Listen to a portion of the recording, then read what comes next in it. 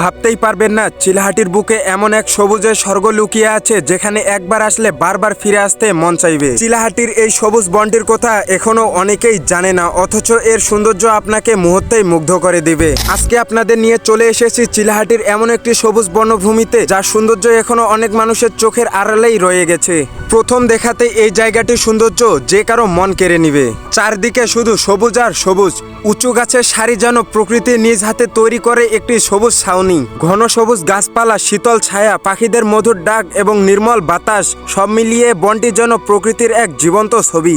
আর এই বনের ভিতর দিয়ে বয়ে গিয়েছে ছোট্ট একটি কাঁচা রাস্তা। বিশেষ করে এই রাস্তাটির কারণেই বনের সৌন্দর্য দ্বিগুণ বেড়ে গিয়েছে। তবে এই বনটির পাশ দিয়ে বয়ে গিয়েছে ছোট্ট একটি ধারা। স্বচ্ছয় পানির সেই ধারা পুরো বনটিকে দিয়েছে ভিন্ন এক সৌন্দর্য।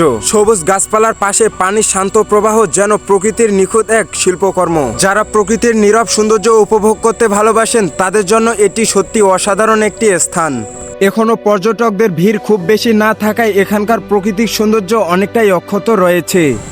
যারা নিরিবিলি পরিবেশ, সবুজ প্রকৃতি এবং সুন্দর দৃশ্য উপভোগ করতে ভালোবাসেন তাদের জন্য চিলাহাটির এই বনটি হতে পারে সুন্দর একটি গন্তব্য। পরিবার কিংবা বন্ধুদের সাথে কিছুটা সময় কাটানোর জন্য জায়গাটি বেশ উপযোগী। তো জায়গাটি এখনো অনেকের কাছেই অজানা। আপনি যদি কখনো চিলাহাটি এলাকায় ঘুরতে আসেন তাহলে এই সুন্দর জায়গাটি ঘুরতে অবশ্যই ভুলবেন না। এই বনের সবচেয়ে আকর্ষণীয় গাছ হচ্ছে বেতের গাছ, আর এই বেতের গাছের জন্যই বনটি পুরাই অসাধারণ। আর এই বেতের গাছের জন্যই এই বনটির নাম রাখা হয়েছে বেতবাগান। সো চিলাহাটিতে এসে যে কাউকে বেতবাগানের কথা বললে লোকেশন দেখিয়ে দিবে। আর এরকম অজানা সুন্দর সুন্দর স্থানের লোকেশন পেতে অবশ্যই আমাকে ফলো দিবেন। আল্লাহ হাফেজ।